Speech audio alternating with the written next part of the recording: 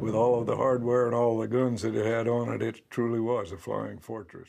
Les bombardiers Flying Fortress ont subi l'un des taux d'attrition les plus élevés de tous les appareils de l'histoire. Environ 4750 B-17 ont été perdus au combat pendant la Seconde Guerre mondiale. Et quand on se rappelle que chacun transportait un équipage de 10 hommes, on comprend à quel point ce chiffre est terrifiant. Nous allons vous montrer à quel point ce métier pouvait devenir infernal, à travers l'histoire de ce qui est devenu le bombardier le plus célèbre de l'histoire. Après la Première Guerre mondiale, les grandes puissances ont réalisé que la nature de la guerre avait complètement changé. Les horreurs de la guerre de tranchées ont forcé tout le monde à repenser sa stratégie.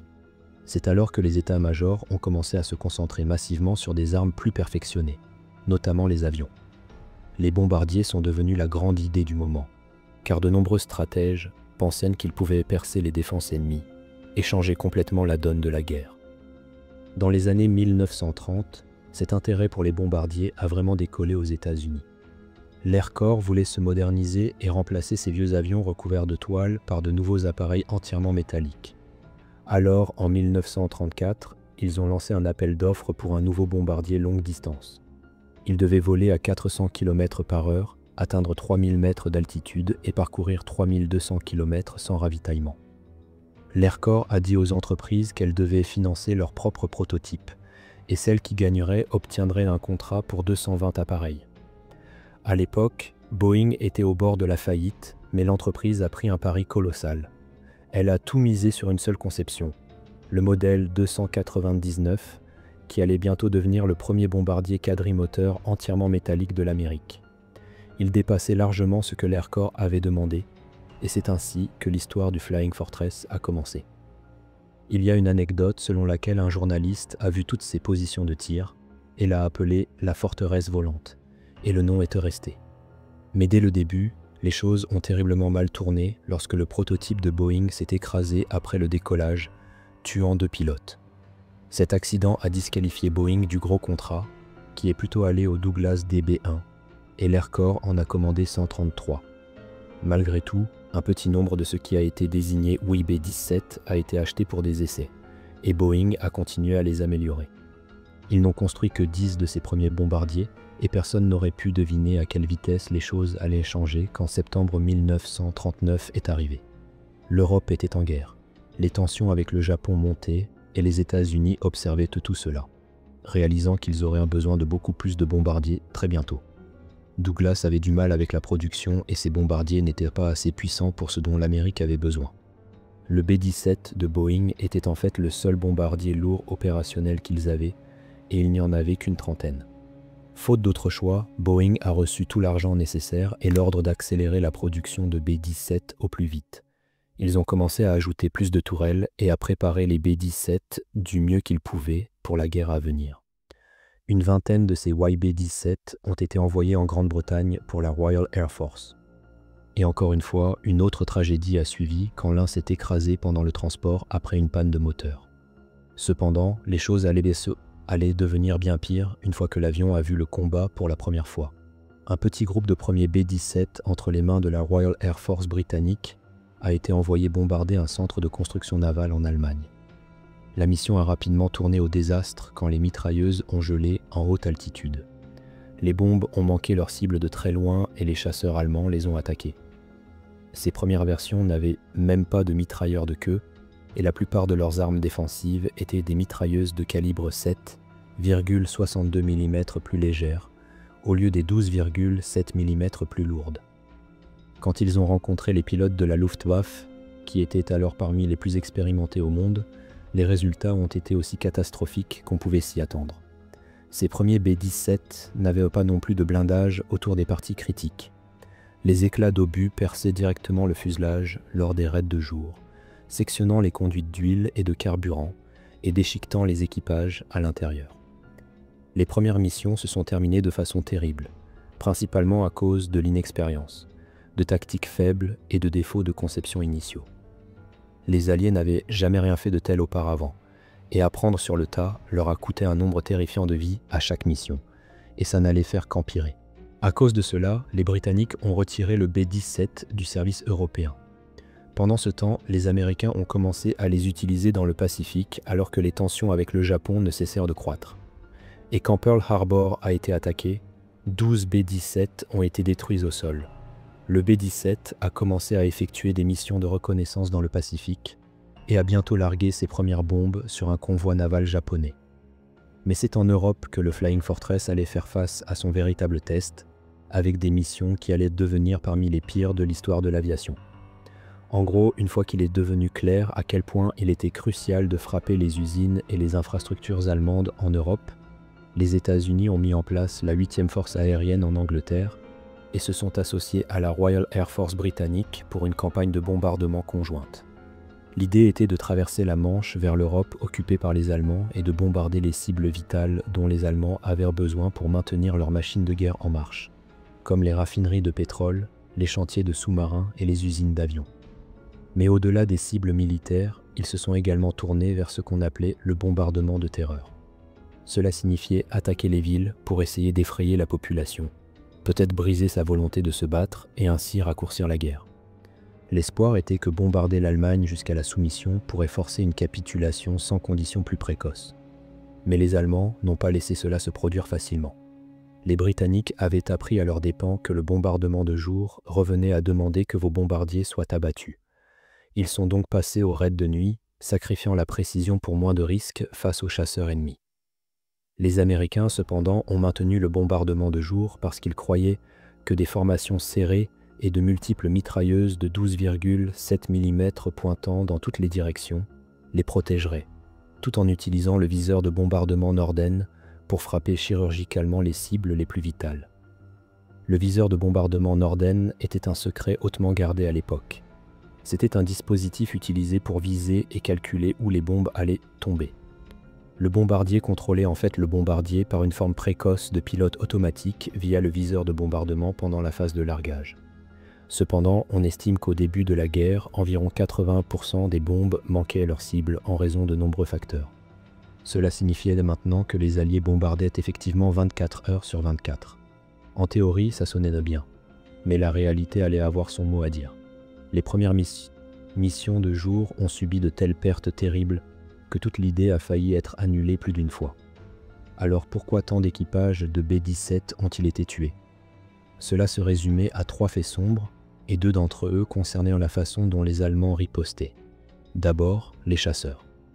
Au début, le plan était que les B-17 volent sans escorte de chasse longue distance, parce que les chasseurs de l'époque n'avaient tout simplement pas la capacité en carburant pour aller jusqu'au fond de l'Allemagne et revenir. Les chasseurs ne pouvaient protéger les bombardiers que pendant une partie du trajet, jusqu'à ce qu'ils doivent se détacher et rentrer à la maison quand ils atteignaient leur limite d'autonomie. Cela laissait les bombardiers seuls et vulnérables en profondeur sur territoire ennemi. Lorsque des chasseurs d'escorte longue distance ont été développés et mis en service, la situation s'est améliorée plus tard dans la guerre, mais pas avant que les pertes ne soient déjà catastrophiques. Les Allemands se sont aussi adaptés rapidement. Ils ont commencé à équiper leurs chasseurs d'armement plus lourds et à changer leur tactique spécifiquement pour tuer les bombardiers. Les pilotes ont appris à attaquer en passe coordonnée ou en attaque frontale. Et tard dans la guerre, ils ont même utilisé les premières roquettes air-air et les tout premiers chasseurs à réaction comme les ME-262. Concernant le tir défensif sur les B-17, quand ils ont ajouté des tourelles de queue, des tourelles dorsales et plus de Browning M2 de 12,7 mm, la mitrailleuse de queue est devenue l'une des positions de tir les plus efficaces. La queue est une plateforme de tir relativement stable, donc les mitrailleurs de queue pouvaient braquer les doubles 12,7 mm sur un attaquant et n'avaient pas besoin de viser devant la cible de la même manière qu'un mitrailleur de flanc. Cela leur donnait de meilleures chances de tir précis de face contre les chasseurs attaquant par l'arrière. C'est pourquoi les mitrailleurs de queue transportaient généralement la plus grande partie des munitions. Mais les chasseurs ne représentaient qu'une partie du problème. L'autre moitié des pertes provenait de l'artillerie anti-aérienne, tristement célèbre sous le nom de Flak. Le canon anti-aérien standard de 88 mm tirait un obus pesant environ 9 à 10 kg à très haute vélocité, lui donnant un plafond suffisamment élevé pour atteindre les formations de bombardiers. Les batteries réglaient les fusées temporisées pour faire exploser les obus à l'altitude où se trouvèrent les bombardiers, dispersant des centaines ou des milliers de fragments à grande vitesse. Ces fragments pouvaient déchiqueter la peau mince d'un B-17, sectionner les conduites de carburant et d'huile, toucher les commandes de vol et causer des dommages horribles aux corps humains que nous ne pouvons même pas décrire sans que cette vidéo soit supprimée de YouTube. Les Allemands utilisaient le système de contrôle de tir analogique, commando-géré et des télémètres stéréoscopiques optiques de 4 mètres, puis ont intégré les données des radars Würzburg pour calculer des angles de tir et des réglages de fusée précis. Cet ordinateur analogique hautement sophistiqué prenait les données de distance, de vitesse et d'altitude et calculait en temps réel l'élévation et l'azimut dont chaque canon avait besoin, puis transmettait ces réglages par câble électrique au canon des batteries. En pratique, cela signifiait que des batteries entières de 4 canons de 88 mm ou plus pouvaient fonctionner comme un système coordonné pour placer des explosions temporisées dans le ciel exactement là où les bombardiers allèrent voler. Pourtant, le flak n'était pas un travail facile non plus.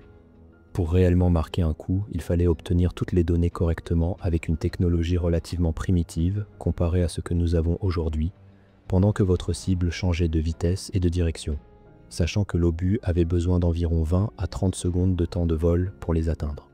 Donc, toutes les 30 secondes environ, la formation de bombardier changeait légèrement de cap ou d'altitude pour rendre votre travail de servant de flak beaucoup plus difficile. Même une salve de flak parfaitement calculée pouvait manquer complètement parce que les bombardiers volaient de manière imprévisible exprès. Mais les Allemands ont riposté avec le radar et de meilleures données de contrôle de tir. Et les Alliés ont ensuite répondu avec des contre-mesures électroniques et du brouillage radar. Le brouillage et les contre-mesures étaient un duel technique constant. Les Allemands affinaient leur radar et leur intégration. Les Alliés essayaient le brouillage de paillettes et des tactiques pour dégrader l'image du contrôle de tir dans un jeu constant du chat et de la souris. Pourtant, une fois que les bombardiers étaient sur la trajectoire, ils ne pouvaient pas faire grand-chose, car pour viser les bombes avec précision, la formation devait voler en ligne droite et à niveau pendant une brève période, ce qui en faisait des cibles faciles pour le flak. Les Allemands ont finalement commencé à tirer plus en volume et moins par visée précise, saturant essentiellement l'espace que les bombardiers devaient traverser, de sorte que le nombre pur et simple d'obus tirés garantirait quelques coups. C'était terrifiant et aléatoire, et il n'y avait souvent rien que les hommes à bord puissent pas s'en faire à part continuer à voler et espérer. L'équipage à l'intérieur se composait généralement de 10 hommes, dont 4 étaient officiers, le pilote, le copilote, le navigateur et le bombardier. Les autres étaient des militaires du rang servant comme mitrailleurs, certains faisant également office de mécaniciens navigants ou d'opérateurs radio. Pour la protection, le modèle B-17G, qui était le plus produit et considéré comme la version définitive, transportait jusqu'à 13 mitrailleuses de 12,7 mm pointant dans toutes les directions. Sur le ventre se trouvait cette fameuse tourelle à billes, une boule de plexiglas serrée d'à peine 1,20 m de diamètre. Le mitrailleur à l'intérieur ne pouvait même pas porter son parachute, qui était gardé dans le fuselage. Et en cas d'urgence, il devait faire pivoter la tourelle pour aligner sa petite trappe avec celle du fuselage, puis demander à quelqu'un de l'aider à remonter, attacher le parachute, et seulement alors il pouvait sauter. Bonne chance pour faire tout ça dans un bombardier déjà en feu ou en vrille incontrôlée. Vous pouvez imaginer pourquoi personne ne voulait cette position. Et aussi, les chasseurs ennemis savaient que sa tourelle était l'une des plus dangereuses pour eux. Il était donc souvent le premier à y passer lors d'une attaque. Il a été décrit dans un poème poignant écrit par un mitrailleur de tourelle à billes où il disait qu'à la fin, il avait été nettoyé de la tourelle au jet d'eau. Ce n'était pas une exagération. Les équipages voyaient ce qu'un coup direct de canon de 30 mm ou une rafale de flak pouvait faire à un corps humain. Beaucoup sont revenus marqués à vie après avoir vu les corps de leurs amis dans des états qui défient toute description. Les mitrailleurs de flanc avaient statistiquement les plus grandes chances d'être touchés. Ils tiraient 2 mitrailleuses simples de 12,7 mm depuis des hublots de flanc ouverts, avec seulement le vent glacial entre eux et le feu ennemi. Les versions ultérieures ont finalement introduit de petits hublots en plexiglas, ce qui était au moins quelque chose qu'on pouvait appeler du confort. En parlant de confort, il faut se rappeler qu'ils volaient dans des cabines non pressurisées en raison de la technologie de l'époque. Cela signifiait qu'à des altitudes de 7500 mètres et plus, l'air était si pauvre en oxygène que les équipages perdaient connaissance en moins d'une minute si leur masque à oxygène dysfonctionnait. Comme la température à cette altitude descendait jusqu'à -50 et 1 degré Celsius, Ils portaient de lourdes combinaisons chauffées électriquement qui avaient aussi tendance à soit arrêter de fonctionner, soit chauffer trop. Toucher du métal nu sans gants pouvait littéralement arracher la peau, et les gelures étaient courantes chez les membres d'équipage. Si le système d'oxygène tombait en panne, ils avaient des bouteilles portables, de petits cylindres avec juste assez de réserve pour les maintenir en vie, suffisamment longtemps pour descendre à une altitude respirable. Sauter en parachute n'était pas non plus une option beaucoup plus sûre. Le taux de réussite était faible, et les estimations suggèrent que seulement environ un membre d'équipage de B-17 sur 4 qui a sauté en parachute au-dessus du territoire ennemi a réellement survécu à toute l'épreuve, soit en étant capturé, soit en étant secouru. Le bombardier avait plusieurs sorties, la trappe de nez, les portes de la soute à bombe, la trappe de flanc et une dans la zone de queue. Mais dans un avion endommagé ou en rotation, la plupart de celles-ci étaient soit bloquées, en feu ou obstruées. Le mitrailleur de tourelle à billes, comme nous l'avons dit, n'avait pas de parachute avec lui, et celui du mitrailleur de queue était généralement accroché derrière lui sur la paroi du fuselage. Dans une vrille ou avec le feu à l'intérieur de la queue, l'atteindre était presque impossible. De nombreux hommes sont sortis sans parachute du tout, soit parce qu'il avait été détruit par un coup, soit parce qu'ils n'avaient jamais eu la chance de l'attraper avant d'être éjectés du bombardier. De plus, certains ont réellement choisi de sauter sans parachute dans de telles situations, préférant mourir à l'impact plutôt que de brûler vif à l'intérieur du bombardier. Il y a eu des semaines si terribles que les équipages ont commencé à les appeler par leur nom. La plus tristement célèbre était la soi-disant grande semaine de février 1944, quand 244 bombardiers ont été détruits en seulement 7 jours, ainsi que 33 chasseurs d'escorte. Environ 2600 hommes ont été tués, blessés ou capturés au cours de cette seule semaine. Mais aussi coûteux que cela ait été, ces raids ont joué un rôle énorme dans l'établissement de la supériorité aérienne alliée sur l'Europe et dans la destruction de la Luftwaffe. Ils ont également dévasté l'approvisionnement en carburant de l'Allemagne, ce qui a paralysé son armée sur tous les fronts. De nombreux chars allemands ont été détruits par leurs propres équipages après avoir manqué de carburant ou être tombés en panne en raison du manque de pièces de rechange et de carburant que la campagne de bombardement avait créé. On estime qu'elle a raccourci la guerre d'environ 1 an, mais au prix horrible de centaines de milliers de civils au sol et de dizaines de milliers d'aviateurs qui ont effectué ces missions. Les autres dangers qui ont tué tant d'équipages de B-17 provenaient du vol en formation lui-même. Les pilotes disaient que la partie la plus difficile de la mission était simplement de se mettre en formation. Ils décollaient de la piste à des intervalles de 30 secondes, l'un après l'autre, le bombardier suivant roulant déjà pendant que le premier essayait encore de décoller. Ensuite, ils devaient s'assembler en une formation en V de 18 avions, qui a ensuite été étendue à 36 bombardiers. Et ils devaient faire tout cela dans le temps horrible anglais avec du brouillard constant et des nuages bas.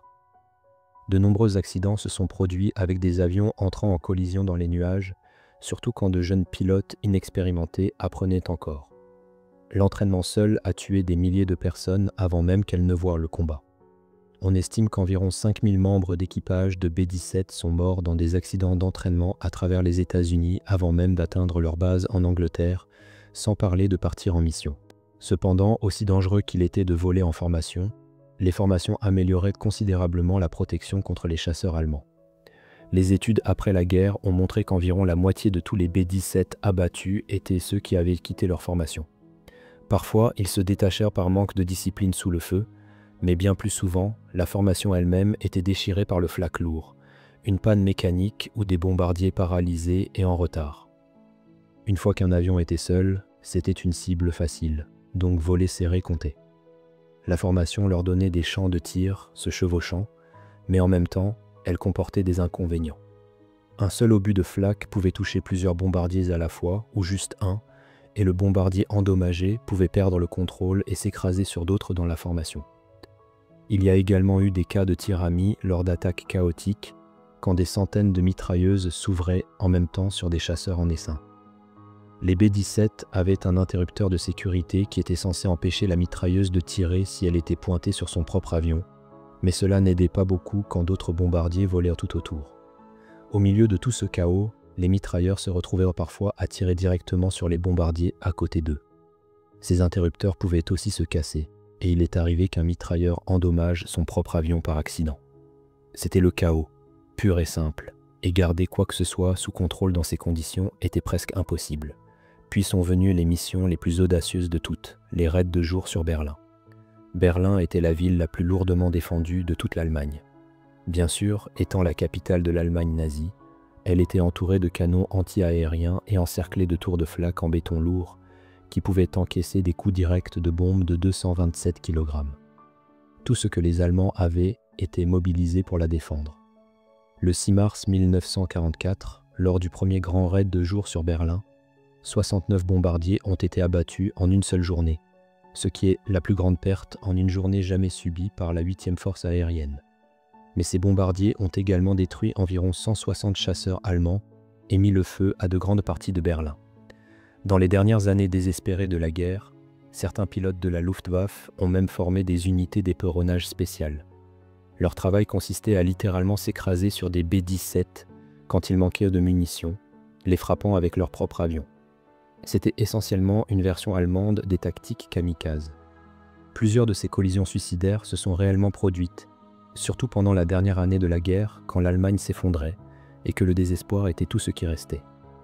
Tout au long de la guerre, les équipages de Flying Fortress ont collectivement tiré plus de 90 millions de cartouches de munitions de 12,7 mm, abattu plus de 18 000 avions allemands et largué environ un tiers des 1,6 million de tonnes de bombes que les Alliés ont larguées sur l'Europe. Mais cela s'est fait à un prix terrible. Sur environ 250 000 hommes qui ont volé dans des B-17 pendant la guerre, plus de 46 000 ont été tués, blessés ou capturés. Peu d'autres métiers dans l'histoire ont eu des probabilités aussi.